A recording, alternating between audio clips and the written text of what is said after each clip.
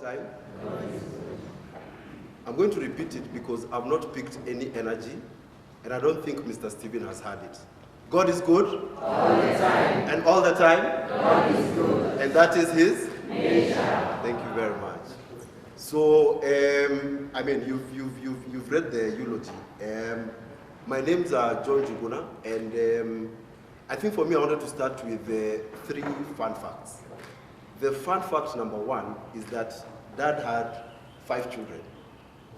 And in addition to that, Dad also had 5 grandchildren. Now, if you look at the format, it was 3 boys, 2 girls.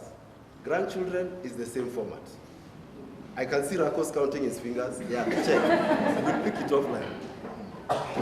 But I think for me, one of the most important things that I wanted to say is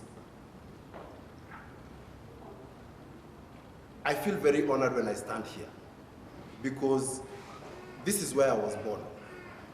I was delivered at Mpisha, but this is where Dad and Mom brought us.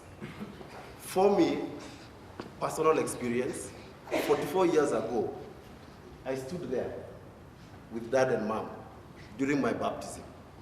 I believe that applied to everyone else. So what Dad and Mom did to us, they brought us to God. They taught us the right way, to do things the right way as well. And that, I honor Dad for doing that for us. The other thing which I probably wanted to mention, and I wanted to connect that with the church. So you noticed as you were driving in, there is a very new building there, very big. I think it's about, I won't give the numbers here. But the reason why they did that church, and I believe that's the reason why they did it, is this church was becoming a bit small. Waumini wanakuwa wengi. So, and there are normally 3 masses in this church, 1st, 2nd, and 3rd. Dad used to like coming for 2nd mass. However, when the numbers increased, Dad moved to 1st mass. So every morning he would meet with, I think there's a lady from our neighborhood, she's called Alice. So he would meet with Dad every morning at 7. This was before even COVID, when the whole restrictions had started. So the minute she greets Dad, Dad would say, and he would go home because the 2nd mass was very chaotic with a lot of people. And for him, he felt he was closer to God with those smaller numbers within church. And that we are very grateful for. I also want to trigger something that Father Kihoro said during the Requiem Mass on Wednesday. And he said, as a family, you need to have confidence that your dad's work here is done. So God has taken Dad and gone and given him another assignment. So this was at the Requiem Mass. So after the Mass was over, my friend, it started raining. It rained. So I told Marianne, I think Dad is showing off his new job. That's that. Because I believe that where he is right now, he's been given that new assignment. In terms of what he taught me, and for what he taught all of us as a family, I think for me, one thing he taught us was always be purposeful. Show up and have a purpose. Because without that, you won't grow, you won't move. And I think one of the things, and you'll allow me to say one story, one thing that Dad always used to do to us, especially when we were going out to visit people.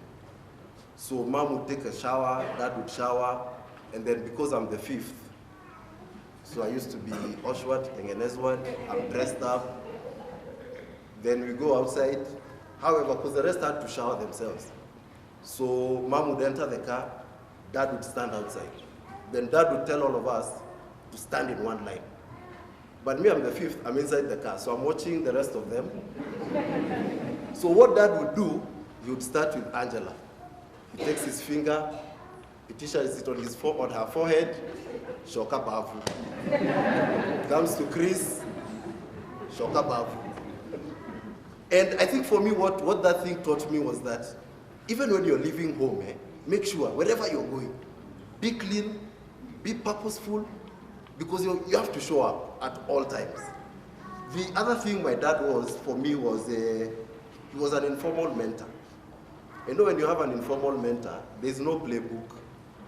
Today, it is this, we are focusing on this, he changes, it moves to this. But that shaped us a lot because, I mean, like what Charles said, you needed to be on toes always with that. I think one thing that I didn't mention, and you probably, for those who are coming home, there was a heart we were putting right in front of his picture.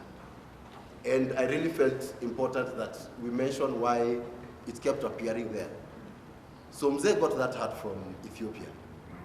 And ever since that heart touched his head, he only removed it when he stood at that door.